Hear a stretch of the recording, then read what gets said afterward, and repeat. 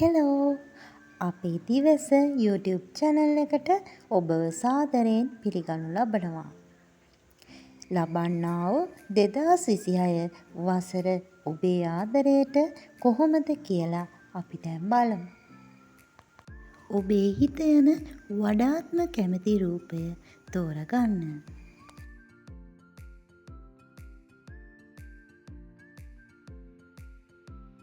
ඔබ තෝරගත්තේ පළවෙනි පින්තූරය නම් අපි දැන් බලමු 2026 වර්ෂයේ ඔබේ ආදරයට කොහොමද කියලා. 2026 වර්ෂය උදා වෙනවත් එක්කම ඔබට සෞභාග්‍ය උදා වෙන බව පැවසෙනවා. ඔබ බලාපොරොත්තු නොවුණු වෙලාවක ඔබට ධනවත් වීමට වාසනාව ලැබෙනවා. නොසිතූ ආකාරයට ඔබේ අතට මුදල් ලැබෙනවා. නමුත් කල්පනාකාරී වෙන්න ඕනි ඔබේ අතින් මුදල් වියදම් වෙනවා. වියදම් පාර්ශවයේ ඉහළ යන්න පුළුවන්. ඔබ අතට ලැබෙන මුදල් කළමනාකරණයකින් තොරව වියදම් කිරීම නිසා ඔබට සමහර වෙලාවට මුදල් අඩුපාඩු දැනෙන්නට ඉඩ තියෙනවා. ඔබ කාන්තාවක් නම් අලුත් ඇඳුම් පැළඳුම් මිලදී ගන්නවා. ඔබ ලස්සන වීමට කටයුතු කරනවා. අවශ්‍ය දේවල් වගේම අනවශ්‍ය දේවල් ගොඩක් මිලදී ගන්න ඔබ පෙළඹෙනවා. ඔබට මේ වසර තුළදී ඔබගේ ආත්මීය සහකරු හමුවීමට අවස්ථාව ලැබෙනවා. මේ ආත්මීය සහකරු ඔබට හමුවන්නේ පොදු ස්ථානයකදී බව පෙන්눔 කරනවා.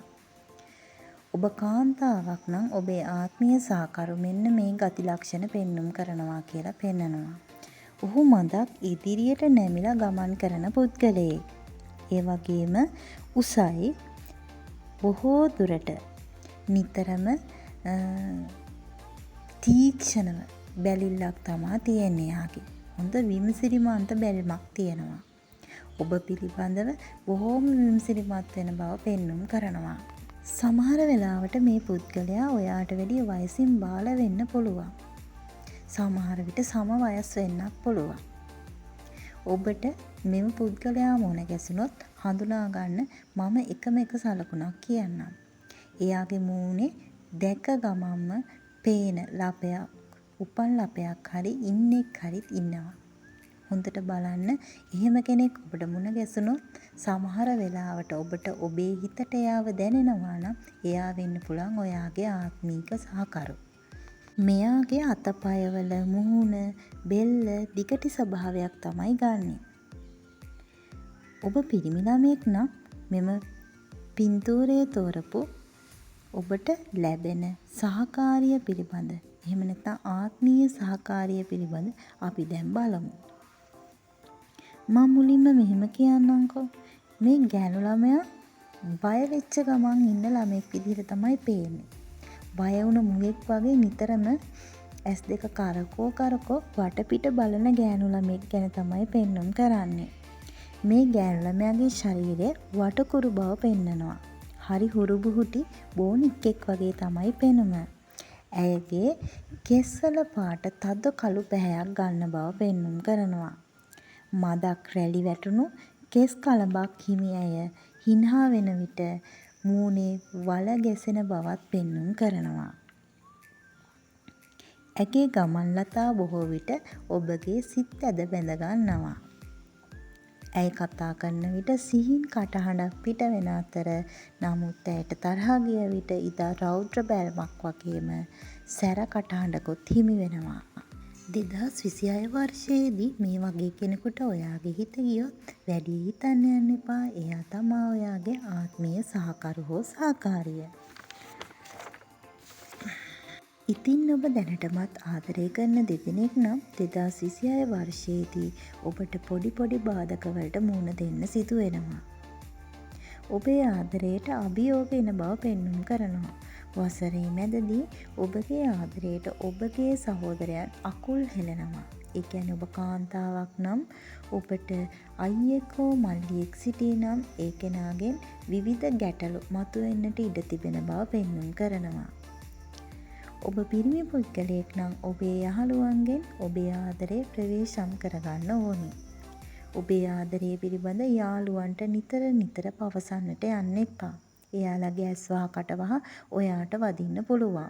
ඒ වගේම තමා ඔබේ ආදරේ ජය ගන්න ඔබට අභියෝග රැසකට මුහුණ දෙන්න පුළුවන්. ඒක නිසා හොඳම විසඳුම තමයි ඔබේ ආදරය නිහඬව කල්පනාකාරීව පවත්වාගෙන යන එක.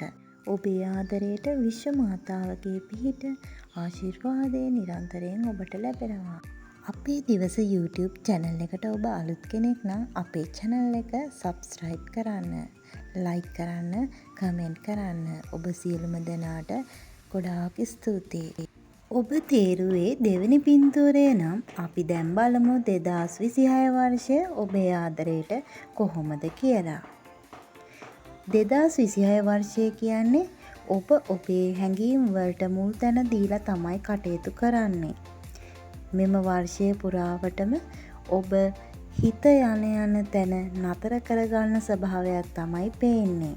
ඒ කියන්නේ හිත කොහෙද නතර වෙන්නේ? එතන ඔයා රැඳෙනවා. ආයෙතනක හිත නතර වෙනවා. ආයෙ රැඳෙනවා. එහෙම ආදරයක් තමයි ඔයාට මේ 2026 වර්ෂය පුරාම ලැබෙන්නේ. සමහර වෙලාවට ඔබට සිකුරු දසාවක් ලැබුවා වගේ වෙන්න පුළුවන්. ඔබ ගෑනු ළමයෙක් නම් ඔබට ආදර යෝජනා හැම අතින්ම ගලාගෙන එනවා. ඔබ කිසිම ලිමිට් එකක් නැතුව ඒ හැම යෝජනාවකටම කැමති වෙන බවක් තමයි පෙන්눔 කරන්නේ. ඔබට පෙම්වතෙක් සිටිනම්, පෙම්වතියක් සිටිනම් ඒ කෙනාවත් පැත්තකින් තබාගෙන තව අලුත් ආදර සම්බන්ධතාවලට යොමු වෙන බවක් තමයි පෙන්눔 කරන්නේ. ඔබ කල්පනාකාරී වෙන්න ඕනේ. හැඟීම් වලට වහල් වෙලා කටයුතු කරන නිසා ඔබ අමාරුවේ වැටෙන්න පුළුවන්. ඒක නිසා ගෑනු ළමයි විශේෂයෙන්ම ඔබ කාව ඇසුරු කරත් ප්‍රවේශම් වන්න මතක තබා ගන්න. ඔබට මේ වර්ෂය පුරාවටම රසවත් කෑම බීම ලැබෙන බවක් පෙන්눔 කරනවා. ඒ වගේම තෑගි භෝග ලැබෙන බවක් පේනවා. නමුත් අවුරුද්දේ මුල් භාගයේදී ඔබ සතුටින් ජීවිතය ගත කළත් මැද කාලය වෙන විට ඔබට ගැටලු වලට මුහුණ දීමට සිදු වෙනවා.